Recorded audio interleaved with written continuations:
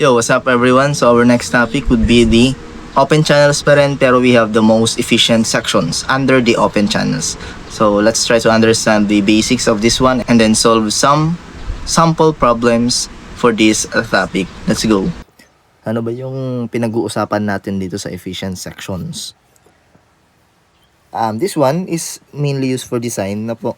So kasi may mga times na yung section na gamit natin is may mga mas efficient pa pala doon. So for example, instead na ganitong dimension, tapos parehas lang naman ng functionality, pero mas makakatipid pala, doon na lang yung gagamitin natin. So yan yung pag-uusapan natin ngayon, no? So kapag most efficient section, correlate po siya dito sa tinatawag nating maximum hydraulic efficiency.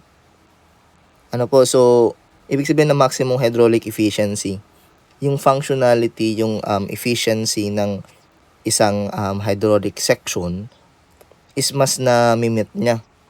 So kasama yan dito. Ano po, ito sa 4. First, kapag most efficient section, meron po yung greatest capacity. Yung section na mapipili natin, madidesign natin is maximum.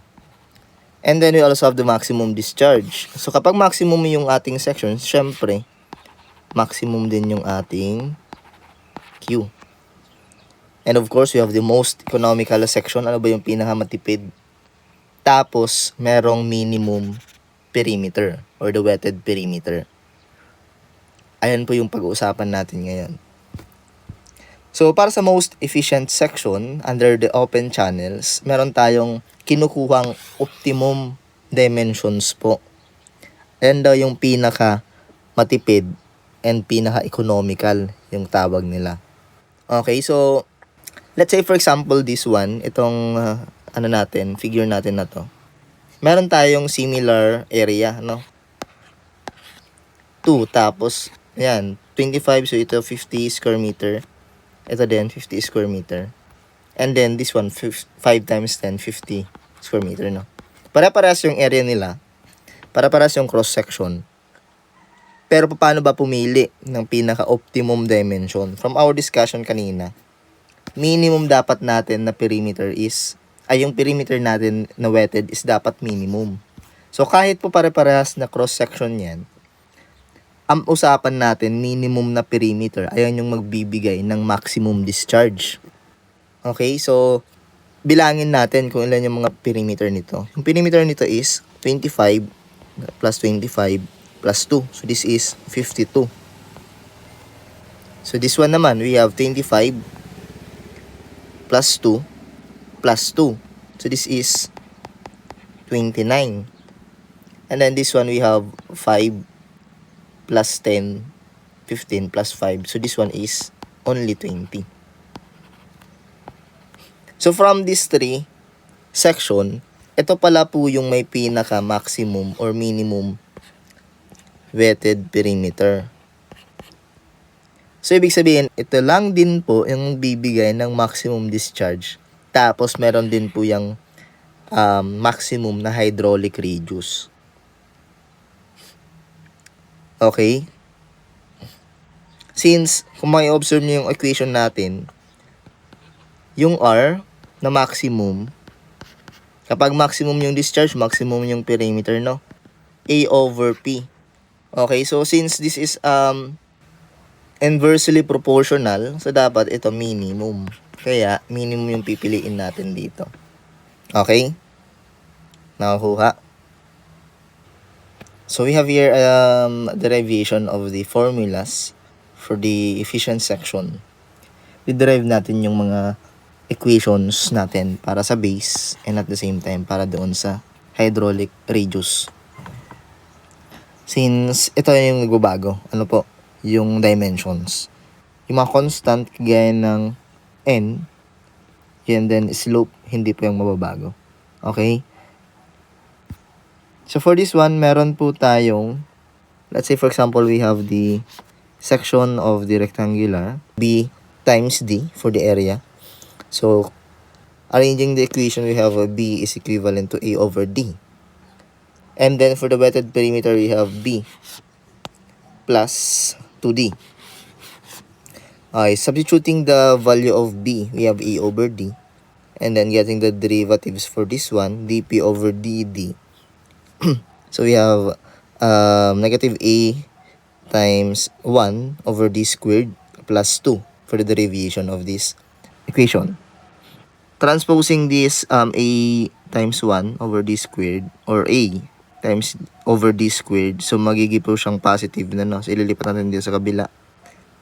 And then we have the A is equivalent to 2D squared. And then changing this area by BD, since we have the rectangular cross section. So BD is equivalent to 2D squared. Dividing both sides by D, so maka-cancelled out yung B, ay yung D. And then matitira dito isang D na lang. So that is equivalent to B is equal to 2D. So ayan po yung efficient section pagdating po ng rectangular cross section. Okay, so for example, this one is B is equivalent to 2. So yung value ng D po is D is equivalent to 1. So nadodoble po yung value ng D sa base niya. For example, we have this D. So yung, for example, given po yung D, which is equivalent to 4. So kunin natin yung B, this is 2 times 4. So yung width natin is equivalent to 8. Kaya kung ma-observe nyo kanina dito sa ating figure, kung ito yung B, ito naman yung D. Kung ma-observe nyo, ito na yung efficient section kasi dodoble lang po siya. B is equivalent to 2D. Wherein yung B is 5. Wherein yung B is 10. Baliktad. 10. Yung D natin is equivalent to 5. Okay, ayan po yung ating rectangular cross section. Kahit i-familiarize nyo lang to pagdating ng most efficient section. So, solving for the hydraulic radius, gamit yung ating B is equivalent to 2D. We have area BD. Ito po yun. Pero yung B natin is papalitan natin ng 2D. Kaya maging 2D times D. And then, of course, ito din po is B plus 2D. So, conjugation 2D. Simplifying, we have 2D squared over 4D. So, cancelled out yung D. Tapos, yung natitira dito is 2. Kaya, mangyayari D over 2 para sa ating hydraulic radius. So, for rectangular cross-section, yung ating B pala is equivalent to 2D. Tapos, yung R natin is equivalent to D over 2. Yan po yung natandaan natin. Next one is the triangular section. For the triangular section, so wag ko na atang ibigay ko na lang sa inyo yung equation para sa area and then sa properties niya. So for triangular cross section, kasi medyo mahaba pa ito eh. Ito na lang yung i-familiarize nyo or i-memorize nyo. Kapag triangular cross section po, yung most efficient section kapag triangular is 90 degrees ito. Or, right triangle po yung ating section. Kasi 90 degrees, so ibig sabihin ito. Yan. Okay? Wherein yung width natin dito is equivalent daw sa 2D. Kasi 90 degrees. Okay po. Kasi kung 90 degrees yung ito. Ito i-isolate natin itong part na yan. Ito 45. Kung 45 yung kundi ito, di ito.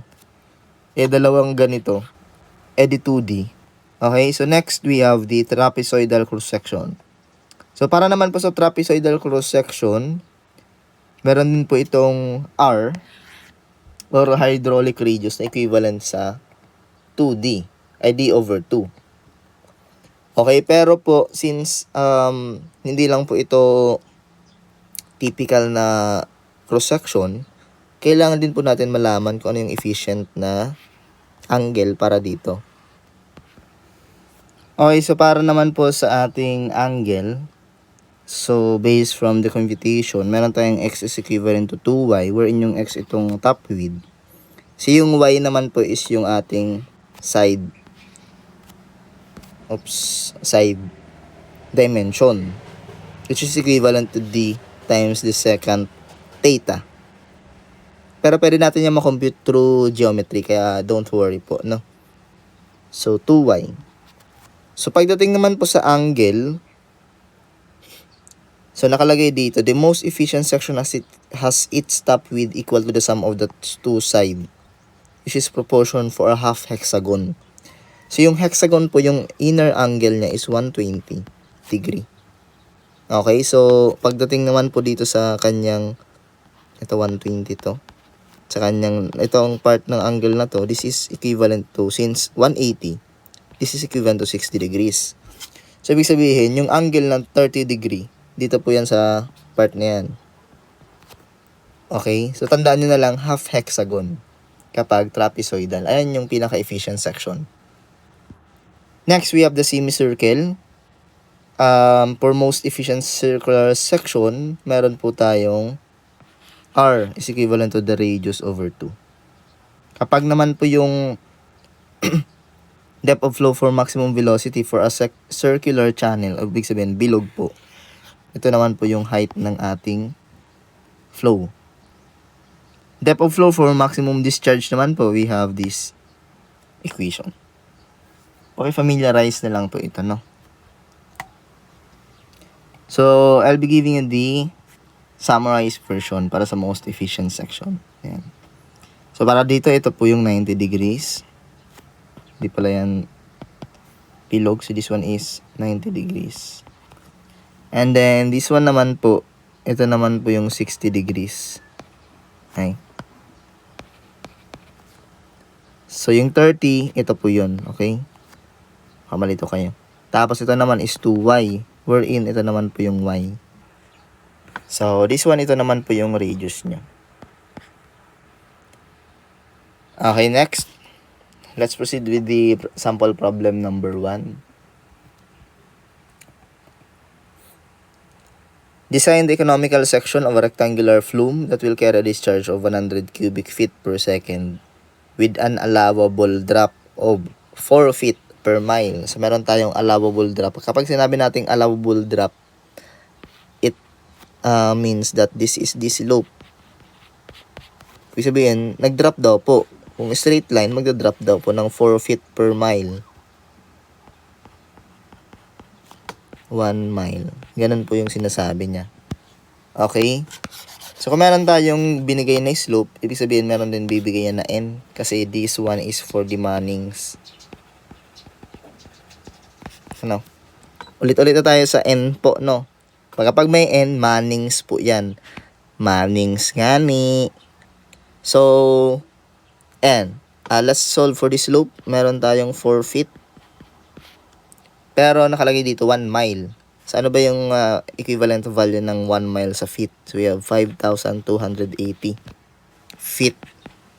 This one is equivalent to 0.000000758.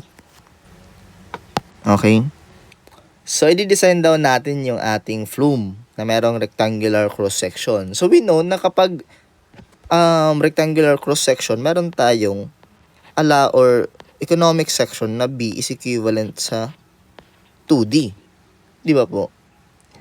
Since we don't have any value of the B tsaka D, ayan yung i-compute natin. And then we also have the R equivalent to D over 2. Ayan po yung isosolve natin kasi makasolve po tayo ng base gamit yung Manning's equation. So, ilagay natin yung equation ng Manning's. We have the discharge na given. So, kapag discharge, meron po yung area, ano po, times 1.486 R 2/3 S 1/2 over N. So, i-substitute lang natin itong mga to, no? So, we have the 100 cubic feet per second, so 100. Yung area naman po natin is base times the height or the depth. So, BD. Pero, yung base po natin, equivalent siya sa 2D. Yan. So, papalitan na natin tong base natin ng 2D na po. 2D. Yan. Times D. Ito po, para yan dito sa B. Para hindi kayo malito. And then, substitute the given. Meron po tayong 1.486. And then, yung R po natin, from our derivation kanina, equivalent na lang po yan sa D over 2. 2/3 na po yan. Tapos, yung slope natin given, 0.000758. Ayan po. Raised to 1/2. Huwag niyong kalimutan. Yung N naman, given din, 0.01. So, meron na tayong equation wherein yung hinahanap lang natin dito is value ng depth. Ito. So, makakasolve po tayo dito ng depth na equivalent po sa 3.04 feet. So, meron na tayong amount ng depth na efficient depth po yung tawag natin dito. Ito na yung pinakamatipid daw. So, syempre, kapag magde-design tayo, hindi lang depth dapat. So, kailangan din natin isolve din yung width. Kasi, magkasama yan eh. Wherein yung width natin is dalawang depth. So, 2 times 3.04. So, magiging itong 6.08. Oh, calculate pa. That's the final answer for our problem number 1. Basic. Okay, now let's proceed with the problem number 2. So, ayan, we have a rectangular channel, 5.4 meter wide and 1.2 meter deep. Is lined with smooth stone, well laid, and has a hydraulic slope of 0.001. Using N, 0.013. What is the capacity of the channel? This one, we are talking about the discharge. Number 2. What savings in earth excavation by using more favorable proportion? So, ibig sabihin, isi-check daw po natin yung most efficient section para ma-check natin kung ilan yung masasave natin na excavation. And then, what savings in lining per meter length using favorable proportion. Okay? So, let's try to solve for this one. So, by the way, para dito sa ating problem na to, kukunin muna natin yung Q. Pagkatapos, isolve natin yung most efficient section nito.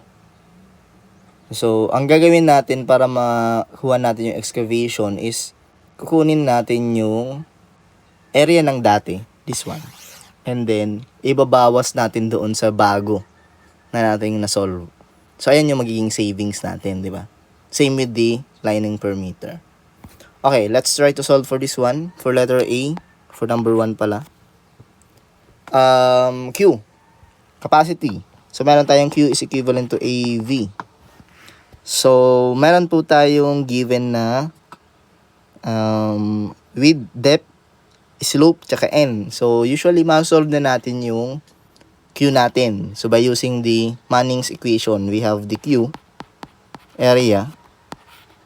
Since this is meters or naka-SI units, so, rekta na tayo 2/3 S 1/2 over N. So, para po sa area, ilagay na natin diretso, no? So, para hindi na tayo isa-isa pa. We have 5.4 times 1.2. Area lang po yan, no? Para naman po sa R, yung R natin, again, we have the A over P. Area over perimeter, wetted perimeter. So, para sa area over wetted perimeter, meron po tayong area, 5.4 times 1.2. Pagdating naman po sa wetted perimeter, we have 1.2 plus 1.2 plus 5.4. Dalawang 1.2 plus 5.4. So, lagay natin dito sa parenthesis, 2/3. Para naman sa S, given po yung S, 0.001. 1/2 naman to. Okay, over natin sa N, 0.013.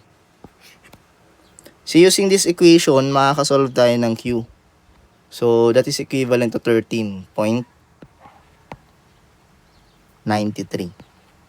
cubic meter per second. So, that's for the discharge. Ganun lang po siya kadali. Okay? So, para po sa itong Q, yun po yung gagamitin natin para makasolve tayo dito sa pangalawa at pangatlo. So, para sa pangalawa, what savings in earth excavation daw po? So, para malaman natin yung savings, gamit yung favorable proportion. Yung pag sinabi natin favorable proportion, we are talking about the most efficient section or the MES. Now, for us to solve for that MES, kailangan natin isolve yung panibagong base and depth. Wherein yung base natin is equivalent to twice ng depth based on our computations kanina. Okay, so irekta na po natin again Q area R 2/3 S 1/2 over N. Para po sa Q natin, meron po tayong na-solve kanina, that is 13.93. Yung area naman natin is base times with, i-draw natin ulit dito, base times depth pala. So, BD, yung area, base times depth. Pero, alam po natin na yung ating base is equivalent to 2D. Okay? Yung R naman po, equivalent po yan sa A over P. Okay? Pero yung A natin, mamaya na, ayusin lang natin tong equation natin. Pero yung A natin, yan, lagyan na natin dito. Yung area natin is 2D times D ulit. 2D times D. And then yung perimeter natin is mangyayari, we have dalawang D plus B. So, 2D plus B. Wherein yung B natin is equivalent sa 2D din po. Okay? So, substituting all the given data, meron po tayong 2D. 2D times D. 2D squared na po yan, no? So, area 2D squared. Para naman dito, 2D plus 2D. Or 4D. Ano po? 2/3. Tapos, meron tayong S. Yung S natin is given 0.001. 1/2. And then, for the N naman po, we have 0.013. Okay po, for this equation, meron tayong unknown na D or the depth. Makakasolve po tayo ng depth that is equivalent to 1764 meters. And at the same time, para naman sa base, twice lang po siya ng depth. So, equivalent lang po siya sa 3.529 meters. So, that's for our base and then the depth. Pero hindi po yan yung tinatanong sa atin. Kasi yung hinahanap sa atin is yung excavation savings. Wherein, masasolve natin using common sense, no? Savings in excavation. So, yung old, lagay na lang natin savings. Equivalent po siya sa old excavation minus new excavation. Yung old natin is just the area. Kasi pwede nating sabihin na naka-volume kasi excavation yan, no? So, para sa old, meron tayong 5.4 times 1.2. Area pa lang yan. So, pwede tayong mag-add ng 1 meter. Para maging siyang cubic, para siya maging volume. Kasi excavation pinag-uusapan natin eh. Baka malito kayo. Bawasan natin ng bago. Ito na po yun, 1.764 times 3.529 times 1 meter ulit. Okay, para naman sa savings po natin, makakasolve tayo dito ng savings that is equivalent to 0.2554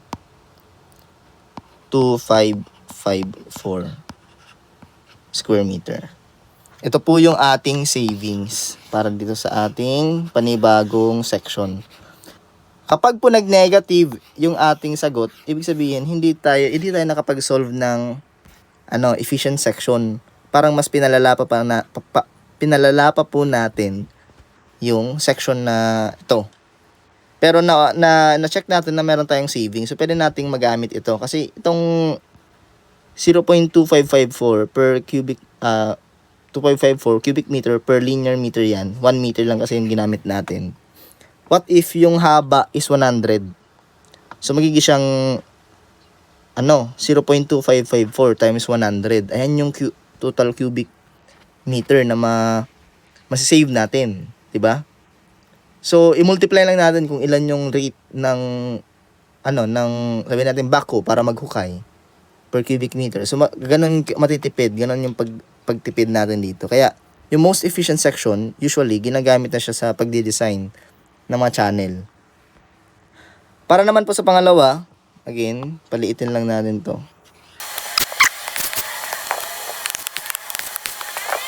Alright, para sa number 3 naman po, hinahanap naman natin dito is lining.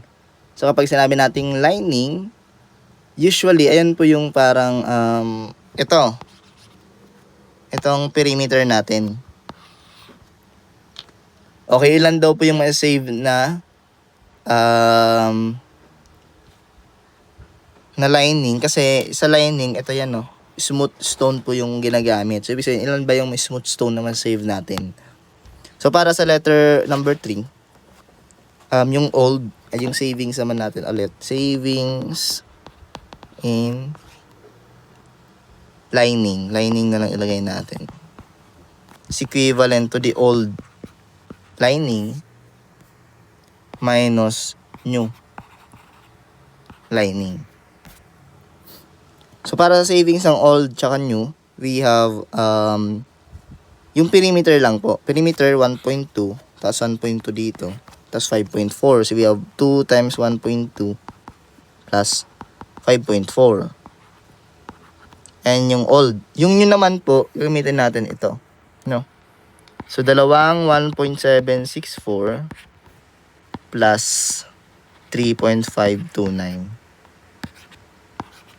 So, para po dito sa savings natin, meron tayong savings ng lining that is equivalent to 0.743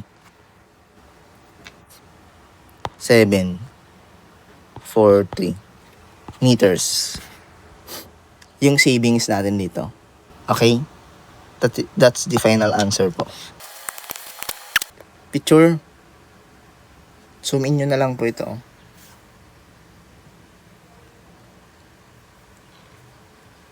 So, ibibigay ko ulit ng tag-isang problem sa trapezoidal tsaka triangular. So, ito yung una. We have this problem. Let's try to solve for this one.